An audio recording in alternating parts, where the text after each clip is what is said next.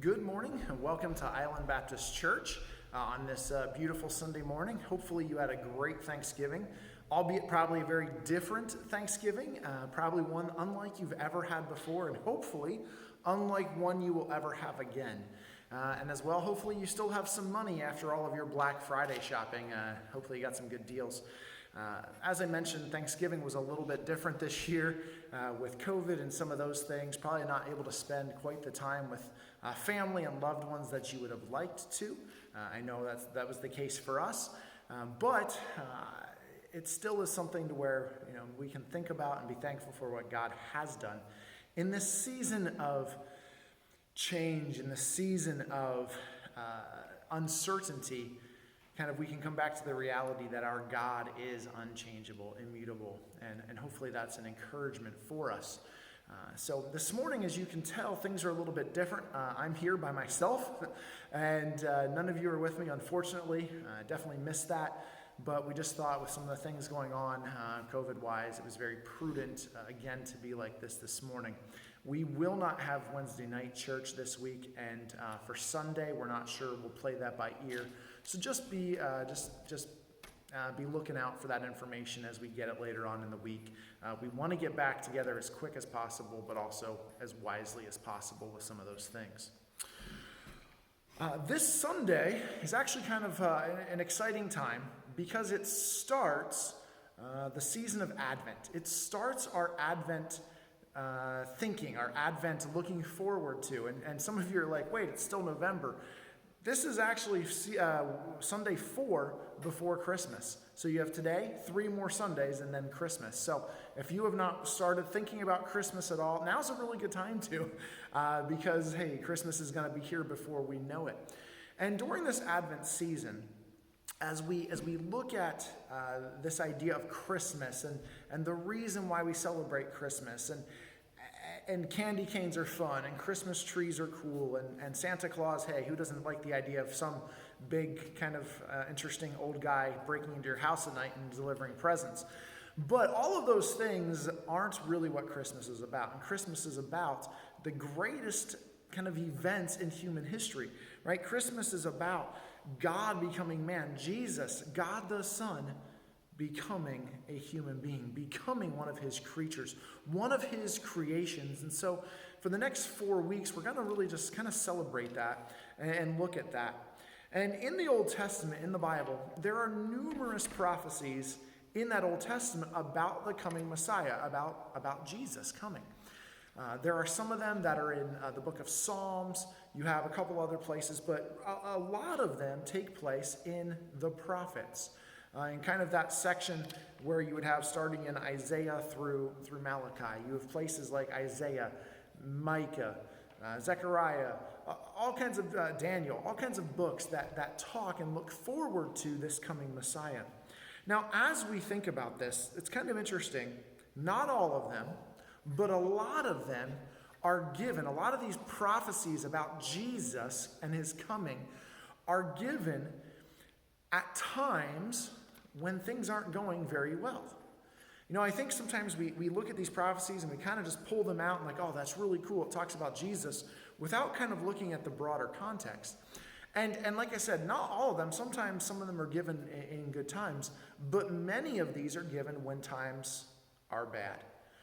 Why do you think God did that? And there's probably a lot of different reasons, but I think one of those big reasons probably is because they bring something that when times are bad we need, and that is hope. They bring hope. They gave hope to a hurting people for a time that would be better. Obviously, you're not with me this morning. That's something we're looking forward to.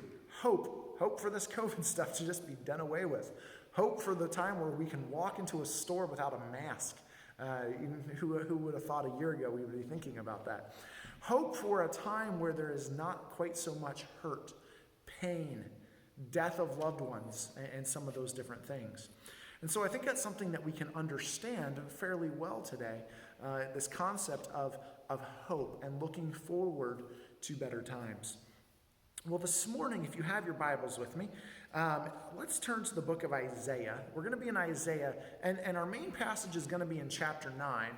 I'm going to bring, as we said, bring a little bit of our context, starting back in Isaiah chapter 7, just to catch us up with what's going on. Because the prophecies that God gave, these things about the coming Messiah, were given in time, in space, in real life circumstances.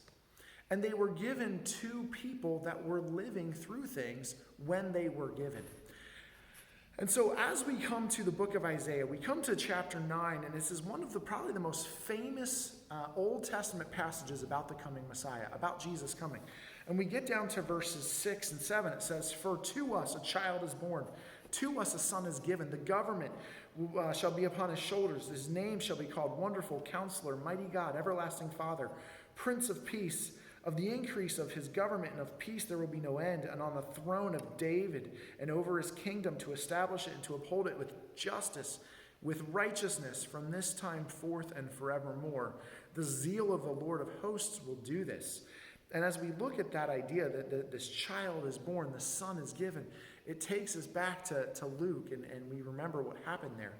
And so really that portion of the passage we're going to talk about next week. But I want to, this week, kind of look forward to all of those things that's coming before this, and really gives this hope. You see, back in Isaiah, really Isaiah chapter 7, Isaiah is talking to a king, and his name is King Ahaz.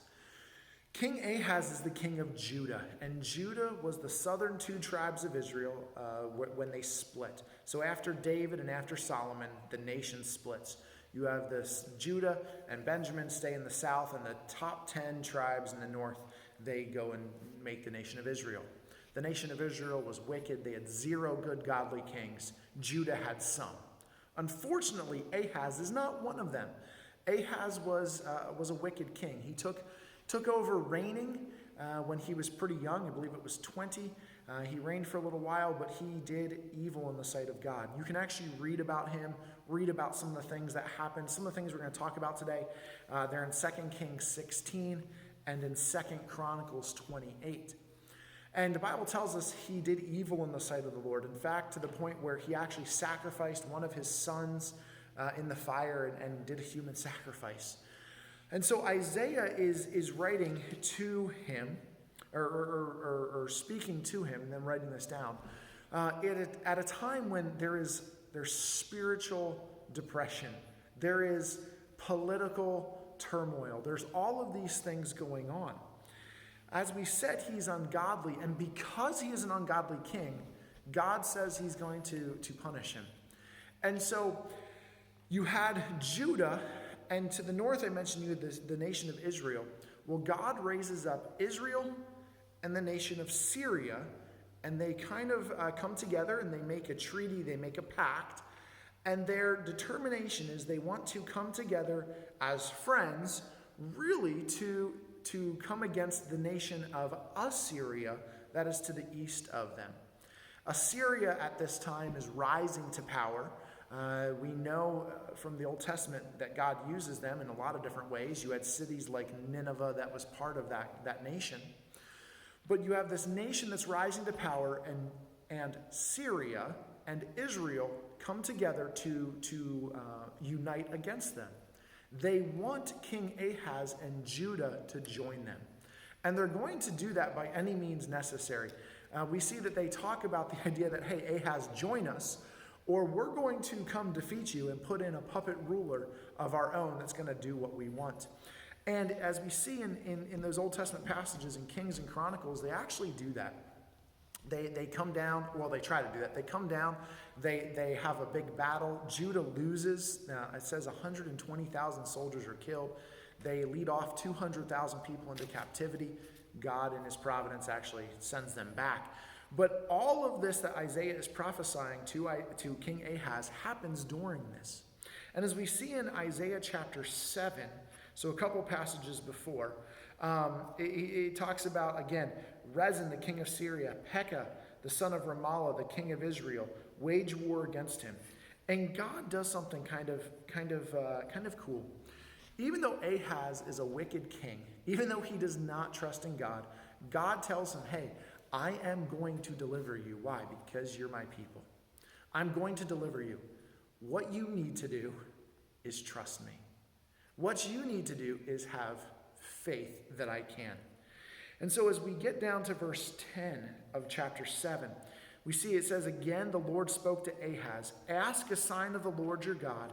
Let it be as deep as Sheol or Hades there, or as high as heaven. So what he's saying is make this request and make it as big as you want, because I'm gonna give you a sign that I am going to deliver you. But Ahaz said, I will not ask, and I will not put the Lord to the test. So he comes and he doesn't do what God asks. He really kind of seems probably kind of pious. Oh no, I don't want to trouble God.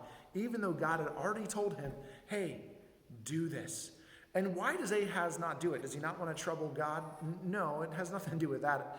It has to do with the fact that he didn't trust God. He didn't trust in God's deliverance. He didn't have this faith in God.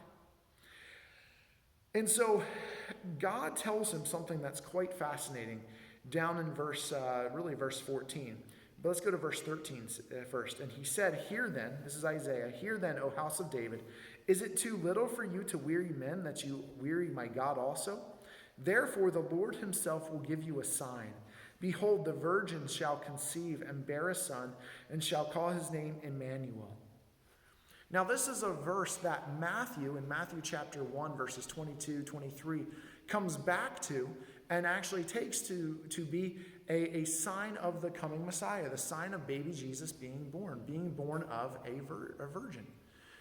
And it definitely has that context there. I think with a lot of these prophecies, you had maybe a small fulfillment beforehand and the ultimate fulfillment in Jesus. You kind of had this double fulfillment to where there would be somebody that would fulfill it a little bit. And I think if you get over to chapter 8, verses 1, 2, 3, this is kind of where that fulfillment in Ahaz's day is in a small way. But the main one looks forward to this person, this deliverer who is God with us. Well, what person that has ever walked the earth has literally been God with us? Jesus. He is the only one. And so Ahaz, even in his unbelief, will not do what God asks. But God still works. And God says, hey, I don't care if you don't have trust in me. I don't care if you don't have the faith in me that you need to. I'm still going to give you a sign.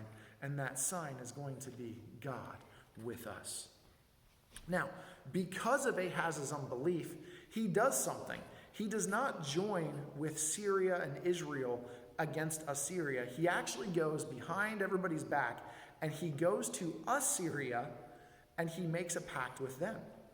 And what he does there is he actually joins and he says, deliver me from Israel, deliver me from Syria, and break this bondage that they have. So instead of trusting God, where did he put his trust? He put his trust in man. He put his trust in political alliances, in political leaders. He put his trust in another nation. And if you look at the history and his decision to do that, it was a very costly one. You see, Assyria came, and Assyria did exactly what he wanted. And in chapter 8, it talks a little bit about this, how Assyria keeps their end of the bargain. They come and they defeat Israel and they defeat Syria. But they do a little bit more than that. They don't just defeat them, they annihilate them. They wipe them off the face of the earth and make them nations no more. And not only that, but they exacted huge tolls on Judah itself. Their once ally, they turned on. They did this a couple ways. One, Judah had to pay them a ton of tribute. They had to pay them heavy taxation. They had to give them gold and silver and all these different things. They had to work for them. And in fact, Assyria comes down and they are going to destroy Judah as well. They turn on them, except God miraculously delivers them. This is what Isaiah is writing at. This time where there's all of this pressure from outside countries that are judging Judah for Judah's sin, that are doing all these things, and God is still working in this time and in this space. When it seems hopeless with everything going on, God is still there. He's still working, and he is still giving them hope. Hope of a king that is better than Ahaz. Hope for the future. Hope that he will deliver them. Hope that while they have to give food, money, in fact, they empty some of the coffers of the temple to give to Assyria as part of this tribute, stuff that's to be used to worship God, they worship false gods with. God is still working. Ahaz, King Ahaz, liked Assyria so much, he liked their gods so much, he actually had an altar built at the temple that looked like it mirrored the main altar that Assyria used, and he used this to worship God. In all of that stuff, God is still working. And again, my friends, this morning, hopefully that brings us hope, because God is the same God. God today is the same God as the God 2,500 years ago. He doesn't change. He's immutable, unchangeable. He never sins. He never does any of those things. He is working, and working what? All things together for his glory and our good, even when it doesn't seem like it. And so he talks about this, Isaiah talks about all of this stuff, this Emmanuel coming, and how God is going to be this great deliverer. And he does this, and he gives hope, and he talks about, hey, times are going to get bad before they get good. But if you get to the end of chapter 8, in verse 22, he talks about, they will look to the earth, but behold, distress and darkness and dimness and gloom of anguish. They will be thrust into thick darkness. But chapter 1, verse 9, but there will be no gloom for her who was in anguish. In the former time he brought into contempt the land of Zebulun, the land of Naphtali. But in the latter time he has made glorious the way of the sea, the land beyond the Jordan, the Galilee of the nations. And this is where it starts to pick up this prophecy in chapter 9, really the ones that we know in verses 6 and 7. This is kind of where it starts. The nation of Israel is in gloom, is in darkness because they get destroyed by Assyria. Judah gets taken to captivity by Babylon eventually. There's darkness, there's gloom, but out of that something happens. And what is that? Well, we see in verse 2 that there's a great light. But before that, I want to talk about verse 1 just a second. He talks about this idea of the land of Zebulun, the land of Naphtali. And you're like, what in the world is Zebulun, Naphtali? He mentioned Ephraim before. These were tribes, part of the 12 tribes of the nation of Israel. And these two were part of the tribes of the north that made up the nation of Israel.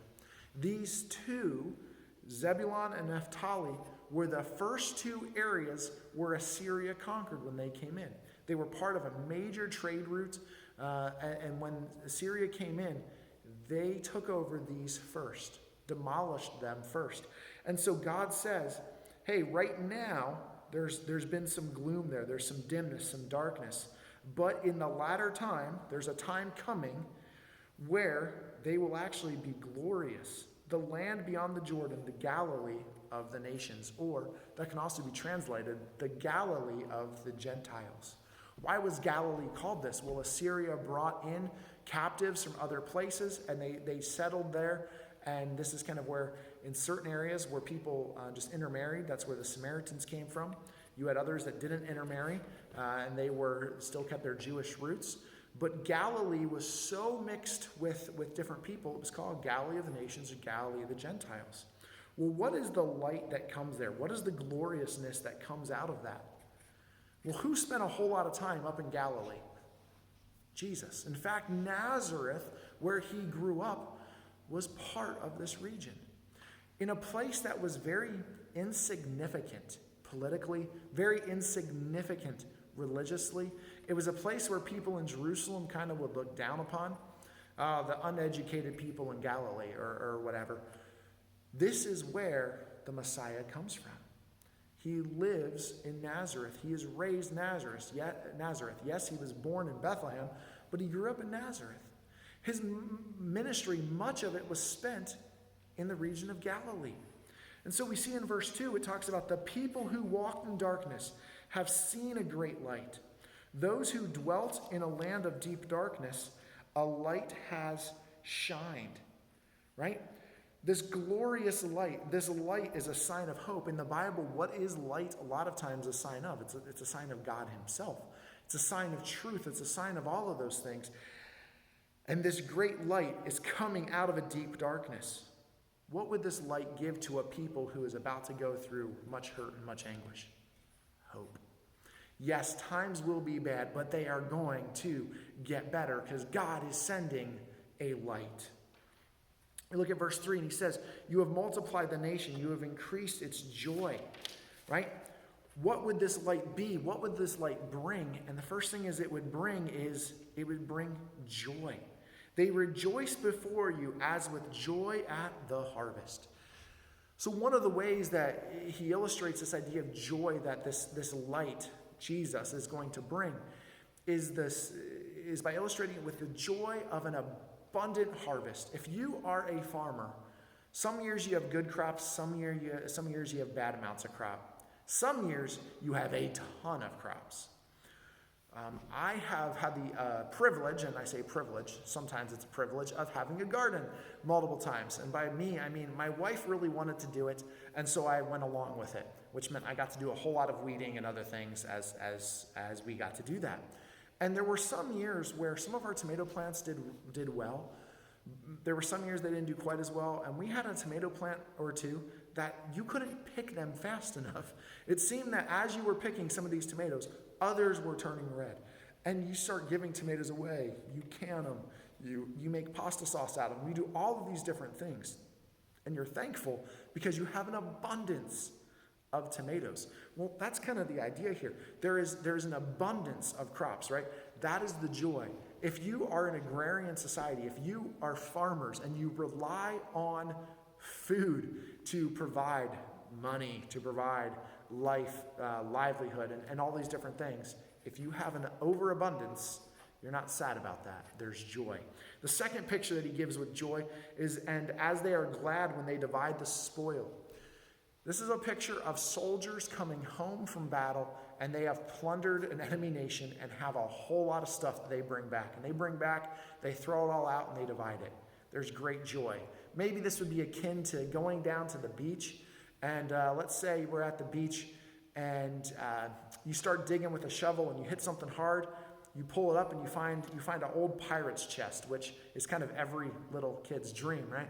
But you find this pirate chest, and you take it home because you're not going to open it on the beach because that would just not be wise. You take it home, you open it up, and inside there are gold coins from, 1500s or whatever. Treasure. And I'm guessing you'd be pretty happy about that. Joy, right? This is what this light's going to do. He's going to bring joy. Well, why? Because he is going to bring deliverance. Look at verse 4 of chapter 9. For the yoke of his burden, the staff for his shoulder, the rod of his oppressor you have broken as on the day of Midian. This is both figurative and literal. So Assyria, when they conquered a people, they literally would at times put yokes on people. Sometimes to lead them back in captivity. Sometimes they would do that to treat them like animals. Hey, you're going to plow the field today and hook up multiple people to a yoke. Or all kinds of things like that. It also, I think, is figurative from the sense of how they ruled. They ruled with an iron fist. We mentioned heavy tribute, heavy taxation, cruel rulers. God is going to deliver them. He mentions at the very end, this will be broken as on the day of Midian. What's kind of fascinating is throughout the Old Testament, this idea of Midian and really Gideon, and it's not so much Gideon, it's God's deliverance of his people from the people of Midian miraculously is used multiple times. And it's used as an illustration of, hey, God has done this before. He can do it again. If God can deliver the nation of his people, if he can deliver them from Midian had 135,000 troops, and God used 300. He used 300 people to deliver them in a miraculous way. And God uses that story, that truth, time and again to picture the fact that God can deliver, and he does. And he is going to deliver his people just like he did in that day. Now, I want us to think about, not spiritualize too much, but with Jesus coming, Did he deliver politically? And the answer is, well, no, he didn't. There is a day coming, the Bible tells us, where he will. But that's not what he did the first time. How did he deliver from the yoke of bondage? Well, he delivered from the yoke of bondage of what? Sin. He delivered from the yoke of bondage of death, right? He defeated sin and death and hell. So this Messiah coming, this child that is born, down in verse 6, we see, hey, he delivers. He is a deliverer from oppression, from burden, from guilt, from grief, from all of those different things. The enemy was defeated. Jesus, this great and this coming king, did that. And someday, as we said, he will do that literally, right? But this first time, as a baby, he grew. Why? It's not just this baby in a manger. The story isn't just about the baby. The story is about the whole story. Jesus came as this baby, not so we could have a day off work and celebrate with presents, but he came literally to live and to die, to set us free. That is what Christmas is really about, right? It's about Jesus, God the Son, becoming man, to live perfectly that we can't, and to die on the cross. And at Christmas, we worship this amazing thing. We worship this idea that only God could come up with. Who in their right minds is going to have a God that becomes a man, becomes as one of his creations, a baby, who needs his diaper changed by his own creation to set us free from sin and death and hell? What an amazing story that we can praise God and worship God for, right? It isn't just the manger, but the whole story we celebrate. Don't forget that. We celebrate the coming king, the coming of this king in the future when he will defeat sin and death and hell and his enemies for the final time. Right? We see that in verse 5. For every boot of the tramping warrior in the battle tumult, every garment rolled in blood will be burned as fuel for the fire. For to us this child is born and this son is given. Next week we will look at verses 6 and 7 and look at kind of what they say about this king, about this child, about this baby born. But it is important to remember this Emmanuel, this God with us that Isaiah 7 talks about, is prophesied in a time, in a time when people are going through hurt. Why? Because God knows that we need hope. God knew then that his people needed hope, and he knows that now we do. Now we have the benefit of actually seeing the past, looking at all of the things that Jesus did and worshiping him for that. But the people of Judah at this time, as they're looking at this hope, they had to look forward to what God would do and look at something in the horizon they didn't completely understand, but look forward to that day. So this morning, this Advent season, this Christmas season, I want us to think about that idea. Live in the hope of Jesus. Live in the hope of Jesus. So, question for you this morning is, what is your hope in? What is your hope truly in? Ahaz, his hope was not in God.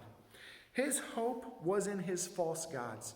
His false gods that he worshipped, his Baals, his Molech, the false gods that he built altars to. They were in false friendships, false alliances, false political junctures, if you will.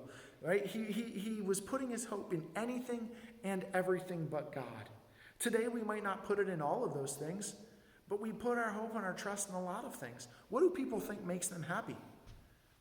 Money, position, people, power, new stuff. And for a time that will make you happy, right? If you walked outside today and in your front yard is a brand new shiny boat, would you be happy? And a note saying, hey, this is a gift, Merry Christmas. Would you be happy? I would be. But how long is that going to last? Well, you're going to be happy till you have to take it to the mechanic the first time and pay to have something fixed on it, right? Or you see your neighbor that gets a nicer, newer, bigger boat, and then we're not quite so happy. Our happiness, our hope is not just in ourselves, it's not in our stuff, but it's to be in God and God alone. That is what we worship and celebrate in Christmas. What is your hope in? You see, if our hope isn't in God, if it's not truly there, God has a tendency to humble us and to help us to focus on him. He did that with his nation here. He did that with all these things. But God has a way of doing that, of helping us to focus on where our ultimate hope is. Second thing I want us to think about is, again, we've talked about this the last number of weeks, but I think it's highly important, is that God works and is working in the darkness to bring about his marvelous light. Right now, you look at our world around us, and it could probably be described as a time of darkness. If you didn't get to celebrate Thanksgiving with friends and family, maybe you're quarantined at home, maybe you just for physical reasons can't leave the house, completely understandable. It's not a time of light, it tends to be a time of darkness, and yet God is working through those things. He's working in those things, and he is bringing people to himself at that. Nothing happens by accident, right? So how are you resistant to how God's been working? Seek to praise him for that. We talked about this idea of joy. Are you dominated by joy? Dominated by the joy of Jesus? Or are you dominated by something else? This goes back a little bit to that idea of what is our hope in. But what is our life dominated by?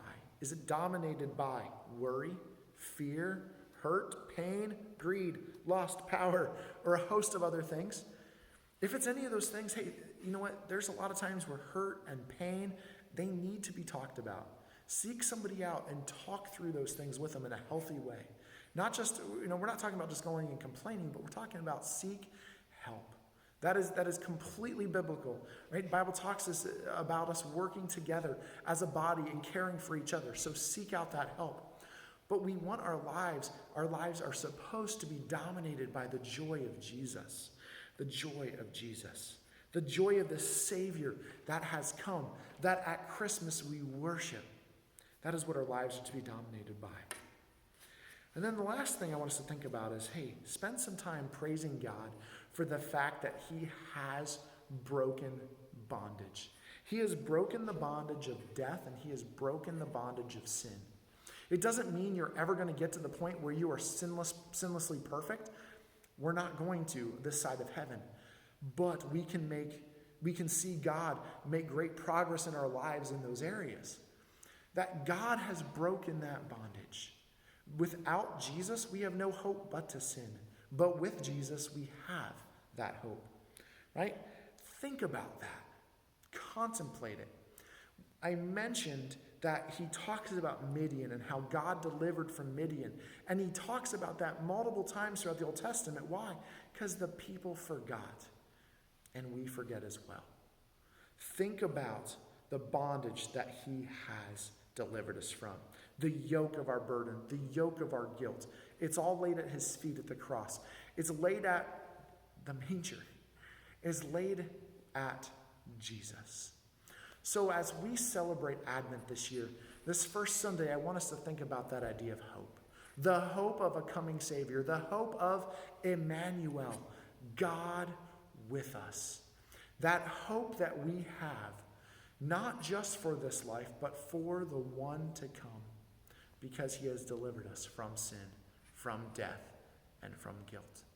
So this morning, take a minute, take some time, contemplate that. Look at your life. Look at those areas where maybe your hope, your joy aren't found in Jesus. Why not? And seek his help to change those things. And I pray that this Christmas season, you have all of the fun, you have all of the stuff, you have the lights, you have the Rudolph the Red-Nosed Reindeer and all of that fun stuff, those fun family traditions. But more than anything, you have Jesus. And you remember the reason for the season. The reason we celebrate and worship this child that is born, that child that was born to die. Hope you have a great rest of your Sunday, a great rest of your week. As always, if you have any questions or need anything, feel free to reach out. We'd love to talk with you. And we will look forward to, Lord willing, seeing you as quick as possible. I mentioned we're not going to have service Wednesday night. We will let you know about Sunday next week here later in the week when we have a little bit more clarity, kind of just taking it week by week and praying about it and really just kind of seeing what's prudent, what's wise, how the Lord's leading in some of those things. So again, if you have questions, reach out, but celebrate this Christmas season looking towards Jesus. Have a great rest of your day. Thanks.